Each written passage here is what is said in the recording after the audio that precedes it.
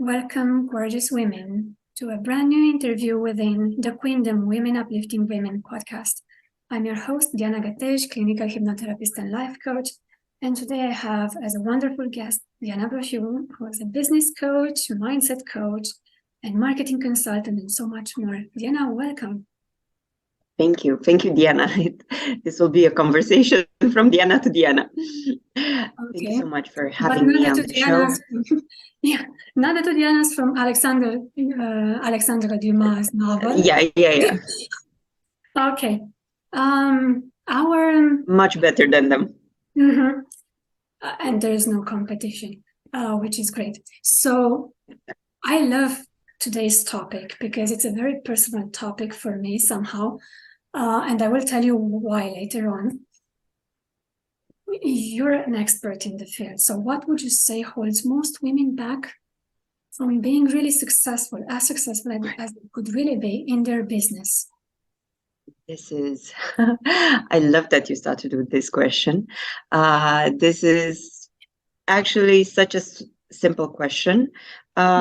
Usually the only person that is holding a woman back is her own self. Mm-hmm. Only she lets other people come in and not respect her boundaries, bully her into believing that she is not enough for the career of her dreams, or the starting a business, or achieving that balance between family life and career. I mean, your destiny, really, your life, it's just up to you. Your life is a story that you write every single day with every single choice that you make. And yeah, sometimes we are going back to we are not enough, or sometimes we believe that we are not enough. We judge ourselves a lot. And I think in my personal experience working with clients in mindset and in business, usually that's the thing. We believe we are not enough to have everything that we dream of. And even if, let's say, it's something else, like we let the universe with a comma here, so we let someone else tell us that we need to do things perfectly in order to achieve this. This is also a form of not enough. Then once again, we are at first believing we are not enough, because otherwise we wouldn't accept this kind of comments from the environment. We would say something simply like, okay, that's your opinion. I choose to do it like this and see what happens. I love the answers. I actually, you will see me taking notes, because whenever I get inspired, and I often do by guests, by things that I read and so on, I just want to make sure that I make some notes, because this could be like a follow-up interview later on, or maybe a totally brand new topic. Yeah, and the not enough thing is somehow overly present with everyone, no matter what the issue comes. I've said it multiple times in interviews. We had a previous episode on confidence, which is obviously related to this feeling of not feeling enough and trying to overcompensate for these perceived flaws that we think we have. How do you guide women to get over this huge block at the end of the day? Well, of course, it depends on a case-by-case situation, because as you know, as a clinical psychotherapist, not every client is the same, and not everyone needs, let's say, the same medicine. With, once again, I'm using commas here. At the same time, let's think of what is this so-called not enough. Who, in fact, decided what is enough and what is not enough? Who set the bar? It is just our own judgment of ourselves, that we need to have our house in perfect order. And now I'm really laughing with this example because, as you said at the beginning, I'm a person that wears many hats. And one of the hats I've started wearing more often is also Feng Shui. So I'm a Feng Shui trainer right now as part of a collaboration here locally. And right now, you would expect from a Feng Shui trainer to have her house in perfect order. Well, guess what? I just traveled a lot, and my house right now is a mess. And it's perfect, exactly like this. It's okay sometimes to be messy. You cannot be perfect all the time. Perfection is actually an illusion, because I'm making this small accolade here. Perfection is like a mirage. It's something that you never accomplish. Is a state of like going, I don't know, to divinity, right in the center of God itself, whatever its name would be. And you cannot do that on this earth unless you're flying on a flying lotus or something like this. So you kind of, I think this is one thing that I've seen happen when with my clients, when they get over this not enough, they give themselves permission to just test, not try, test, to test and see what happens if. What happens if you leave your house messy after traveling for 3 weeks? Well, A, I get to rest, and B, I also have the time to process everything that this trip brought me. Because obviously, a trip for 3 months, interacting with new people, new environments, can bring up new ideas. And exactly like you gave the example with the notes, I'm giving myself permission to take notes and make the most out of this situation. And it's a very different mindset, if we're talking about mindset, to be perfect rather than to make the most out of any situation. It's a very different mindset. One is finite, one gives room for creativity and play and testing new ideas. So did I answer your question?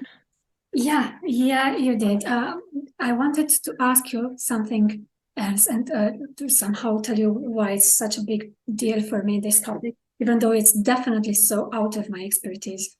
Probably that's why it's important. So for me, it was really, really hard to see myself as a businesswoman, right? Because I'm a hypnotherapist, I'm a life coach, I have a background as a teacher. Not something that I would call business normally. Again, it comes down to perception, right? My perception. And I worked, I think, over a month or two ago with a colleague using RTT myself as a client. And I chose this particular topic. It was very, very interesting because before the session, so I've had this limited liability company, society company, right? For 2 years. Okay. And only a month or two ago did I realize on the card, the credit card from the bank for the company, it says entrepreneur there. I didn't. And that shows like I never considered myself one, right? I didn't see it. And I started thinking, why? Like, why is this distance between me and the word business and businesswoman, obviously? I realized that in my mind, when I thought of a businesswoman or a businessman, I saw this very rigid person dressed in dark colors. And today, the most neutral thing that I've worn in ages, because normally I have pink and green and yellow and stuff. So that one, for me, that I love colors, that one was a big no. Also very rigid in attitude and not so smiley. And if I saw somehow smiling, it seemed like forced. Like, I don't know where I got this perception, probably when I was right from all the movies that I saw at some point, or I have no idea. Okay. So of course I couldn't imagine myself a businesswoman. I couldn't see myself as one. And I couldn't see what I was doing as business, which obviously held me back from achieving the success that I want, right? I mean, I have excellent results with clients, but I could have a lot more clients and so on and so forth. So how can somebody who's in my shoes right now, I worked on myself on this, I could still need help, but how can somebody who's in my shoes now get over this thing? Well, okay, just take a step back. What is usually happening in this situation is I call it, you don't have the software of the entrepreneur installed. It's I love that. basically, I love that metaphor when it comes to mindset. This metaphor of the software and the hardware, because you had the hardware, you had the business, you had the company, you had the card from the bank. And honestly, according to most definitions, you are in that moment when you have the papers from like the commercial registry office or whatever, and the bank account, you're an entrepreneur. You have the hardware, but you didn't have the software. And the software is exactly, the mindset is exactly saying, hey, I am an entrepreneur, assuming that identity, that new identity, and taking on that new identity. And this is a process. This is a process of first defining, like, what is an entrepreneur for you? You had a certain set of beliefs that you mentioned, like rigid clothes, only dark navy. Just for the record, for all our listeners not seeing, so right now I have a jacket with a pattern, like very lively pattern, with like pink and red and some white, and my blouse is also blue, so I have many colors on me. And if we think about, this is one example, but if we think about all entrepreneurs, there are actually many counterexamples of your own statement. One that pops to mind is Richard Branson. I'm sorry. Branson, yeah. Richard, from Virgin, which is by any standards a very successful entrepreneur, and by any standards a very colorful person. He can be dressed all in black and his personality would still shine. And also or most entrepreneurs from the fashion industry or from any creative industry also bring a lot of colors. And these are just examples. But yeah, challenging those beliefs and then framing those beliefs. And after that, defining what kind of an entrepreneur you want to be. I had a lovely conversation with a friend recently who is going through some interesting times, let's say. And he was commenting that he lived for a very long time in a country, and now he has to move back to his home country. And he kind of feels like not belonging to neither the country that he lived in nor the country that he is now moving back to. And he said something like, okay, I asked him, like, kind of sounds like you're your own country. How does that feel? You're your own nationality. He loved that. He loved that because it gave him permission. And he said that he can now define his own laws. And that's exactly what happens in coaching. You get to the point where you define your own laws, or your own laws of being of the Diana entrepreneur land, let's say. You get to color by your own rules. You no longer need to follow, what's marked, what's marked on the paper.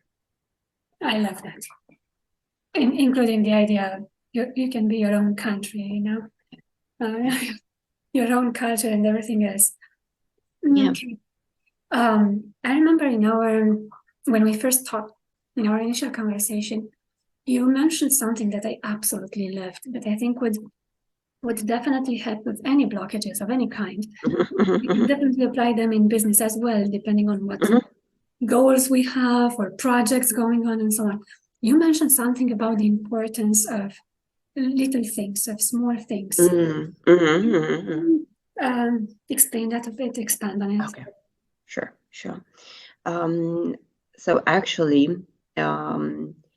we are one person, we are one individual, and we have the same abilities, the same skills, whether we are at home or we are at the office. Very practical terms, we know how to make a coffee even at home or at the office. Whether or not we choose to is a completely different discussion. I'm given coffee because it's something that you consume quite often also at the office or and at home, or tea or whatever. And because of this, you can see yourself interacting. And if you see the world as a playground, as an area that gives you input back, then if you lose let's say you enter into a conversation with the courier, with someone that is bringing you a box of something. In the grand scheme of things, not really, that important. It's probably someone that you don't see that often, or maybe it's the only time you will ever see them. It's just an event. But you can take a step back and use that as a probe. What happened here? What happened here? Why did I get so upset? What bothered me, actually? Because in most times, what bothers us is actually something that we're not accepting out within ourselves. For example, if the courier was late, and let's say the person, or okay, even me, I'm someone that is sometimes late. Well, okay, then I don't accept my own lateness. That's one example. A different example is, is money management, something that is very important for entrepreneurs. And there are, especially if we're talking about women, there is this kind of reputation, let's say, once again, with a comma, with inverted commas, yeah. That some people say that women aren't that good at managing money because we spend money on shopping. But what is really happening there? Most women at the societal level are also buying for the whole household. So in comparison with someone that isn't buying at all. And once again, here I'm talking about statistics. Usually women are the ones that are making all the purchases for the households. If you don't believe me, check the data. Okay. If we compare someone that is buying stuff for 2 people or 3 people or 4 people, or however they are in the said household, then of course women are bigger spenders. But what is the value added? So we can look at first at the value added. And then if we have this expertise of purchases, then we can take it also in business. And this is one trick of finding a skill in one set, either in business or in the family life, and then bringing it to the other part. This can work both ways. So someone that is considered to be a spender in their family life, that is very planned and very organized in their business life, can take that skill and apply it one-on-one also in the other life domain. But in order to do that, at first you need to uncover the story. Exactly what I said at the beginning. What is really happening there? Take a step back. For any coaching or development process, for sure you know this very well. For any process like this, at first you need to take a step back and see, hey, what is really happening? And this is something that I highly recommend doing with small things. Why? Because small things have a lesser importance.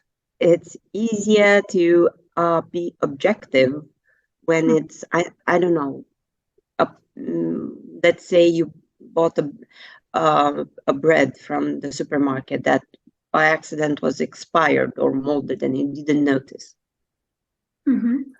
It's something that can happen. It's not out of the ordinary, but what really happened there? Maybe you were in a hurry and you weren't paying attention to that purchase that you made. When else are you doing the same? When else are you being in a hurry and not being truly present with all the activities that you're doing at the moment? And from something like, I don't know, a bread that maybe costed, I don't know, €2, €3, to maybe a presentation, a very important presentation that normally you would have your mind scattered and also be thinking about, I don't know, what you're cooking for dinner, or I don't know if you heard me. My Zoom has a small bug. No, it's okay. It's okay? We can hear perfectly, yeah. Yeah.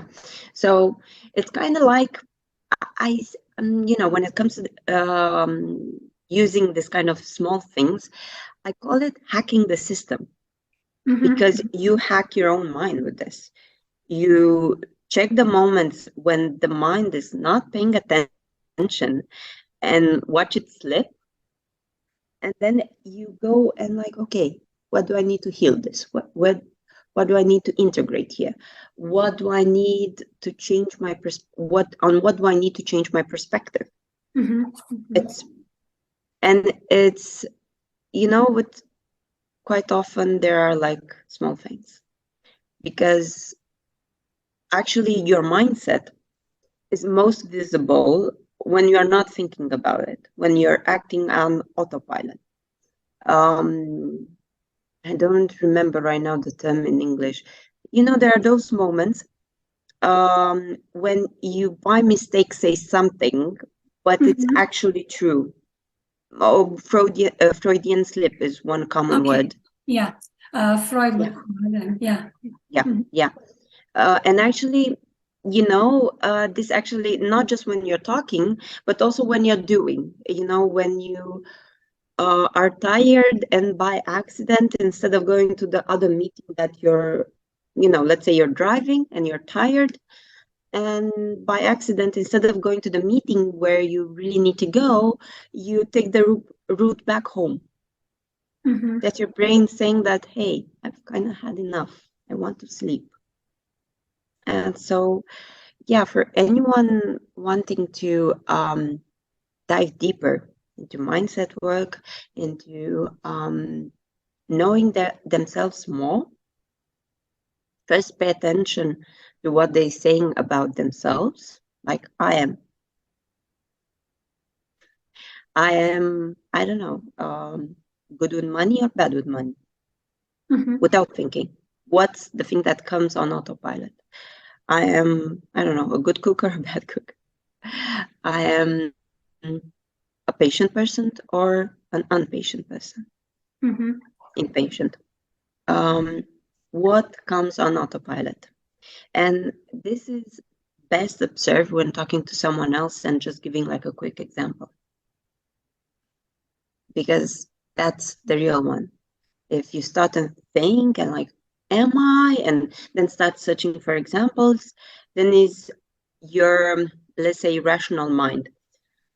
But your rational mind controls your actions in about 5% of the times, whereas your unconscious mind controls your actions 95%. True. And coming back to your example, if you don't believe you're an entrepreneur, you will never act as an entrepreneur. And what does an entrepreneur do? What is his job, actually? His job is to create added value for his clients. So an entrepreneur uses his creativity, his insight, his knowledge to find ways to offer more value to his clients. And of course, at first deciding who are the right clients for him.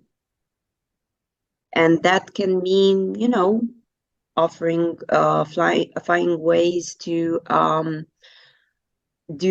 create more income streams, for example, like a course or a partnership or writing a book, or the list is endless. I'm laughing because I've had the idea for this podcast probably for over a year and a half. And I recently started. So this is like, the mind still playing tricks, because it's not like if I'm a clinical hypnotherapist, I have everything sorted out. Yes, I've worked a lot on myself on various aspects of my life, from things like anxiety and panic attacks and a lot of stuff like that, to relationships. But at the end of the day, there's still something extra to work on. And since it was an area that I didn't pay attention to and I didn't identify at all with, it's only natural. And then what happened was that in November, I got this really inspired program in my mind. It was the first time when I actually understood the word download. Not only intellectually, but actually I felt it. So the whole program of emotional alchemy came with me with almost the whole structure. Then I added on, but I still waited for, I don't know, many months until I put it together. Yeah. So, yeah, which is, again, at the end of the day, one type of self-sabotage. Right? Because waiting and postponing to do something that is basically your soul work, it's, as I said before, putting your soul on hold somehow. But there's also the fear of rejection that's behind it, because otherwise, why would you postpone an idea for a podcast or for a program or for, I don't know, of course, as you said, right? That really be life-changing for people. Because even if you help one person, that's wow, you changed the person's life for the better. You guided them on that journey. So how can we uncover those internal sabotaging programs, let's say? So how can we uncover? Basically, what is a self-sabotage? Or the biggest self-sabotage is when we judge ourselves. And of course, the biggest judgment is the one that I mentioned before, not enough. And then it's once again as asking the question, what is enough? Who set the bar? Who set the bar for what is enough and what is not enough? Now, you mentioned fear of rejection, but actually there are multiple reasons why someone would self-sabotage. And how can people, start working on this? One way is through a method that I'm also trained in, and that I know the impact that it does. It's really magic.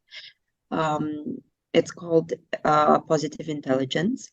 So for whoever is curious, I would kindly invite them to just do the test on positiveintelligence.com. I'm thinking we can probably give the exact link in the podcast description. They have a free test, and you can assess your saboteur level.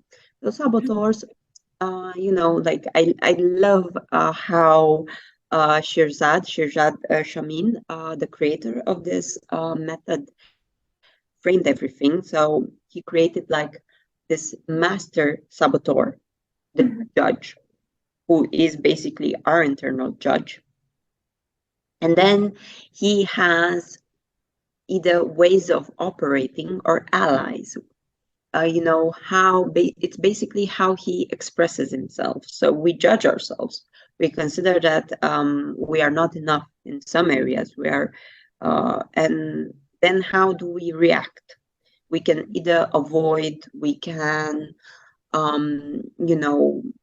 be a perfectionist and not do things unless they're like absolute perfect, or we can be a hyperachiever and do 10 things at the same time and nothing well, or good, or okay, as I gave the example earlier with the molded bread.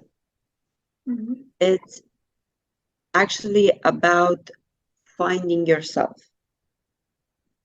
You can get a mirror through this kind of personality test. Mm-hmm. And at the same time, in order to access a wiser part of you, you can learn how to be more present. And you can do that quite easily by checking in with yourself, with your own body, and realizing what is happening at that moment. Why are we because basically in that moment we make a wiser decision instead of acting out of impulse, instead of acting out of our unconscious mind, instead of acting out of our emotions. Then we like stop, feel, not think, feel our body, be present, and take a look at the situation before us, and see what is really there, and take the right decision, or a better decision, because okay, there are maybe no right or wrong ways, but you can take a better decision that gets you from where you are to where you want to be quicker. Mm-hmm. And that in itself is a great plus. I love it. Did I answer the question? You did. I love the answer. I was thinking now that a lot of times, yes, we do have this not enoughness somehow taken on from other people. But for the judge that I've seen a lot, I was one of my biggest judges, of course, because first of all, we're always judging ourselves first, and then, of course, judging others. But I remember I was like really, really critical when it came to grammar mistakes. People around me would call me grammar Nazi. So at some point, I actually somebody on the street, right, in Romania. So it makes no sense to say it in English. But it was something in Romanian with the agent, the difference between the agent and the subject. And to me, it seemed perfectly normal at the time. Luckily, I evolved a lot. I remember I corrected a former colleague in a message. It's true that she got on my nerves at that point, so I felt really entitled and really, really, it felt really good to reply to her at that moment. But now looking back, right, that's a bit way beyond who I really am deep down, right? Because that's not me. So that's not the real me. Okay. My invitation would also be, when it comes to this inner critic and judge, to see, who does that remind you of? When you're your most critical, your most judgy self, who does it remind you of? Is it your mom, your dad, your teacher at school? And right, because a lot of times, no matter how hard we may try to be totally the opposite of mom or totally opposite of that because we didn't like something there, it's impossible not to take, until we heal that relationship, not to take something and be what we probably don't like, behave in such a way or emulate that we are our worst selves sometimes with other people, just because we are a mirror of what happened. Now I have these clients in mind, and I said, I realized that I'm treating my husband sometimes just like my mom treated me. No, it makes sense. Right? Until you've healed that relationship, this is what will happen. No matter how hard you want to push away from it, I would never want to be like my mom or like my dad. Exactly. And I love that you exactly mentioned the therapeutic approach. And especially because like your comment, I want to emphasize this, your comment for me at least, brings back the humanity in us. So I do have this feeling that sometimes, as a coach or as a therapist, we kind of get put on like this pedestal, like you should know everything. Hey, guess what? I'm a human. No, I don't know everything. The reason why, you know, uh, I know this is because I was interested in this, because I also had similar situations that I wanted to deal with. Um, and yeah, also, like, imagine my grandmother was a school teacher and she got retired exactly when I started, school, and all her attention was on me. So you can imagine, like, I had no option of doing anything wrong in terms of school, in terms of schoolwork.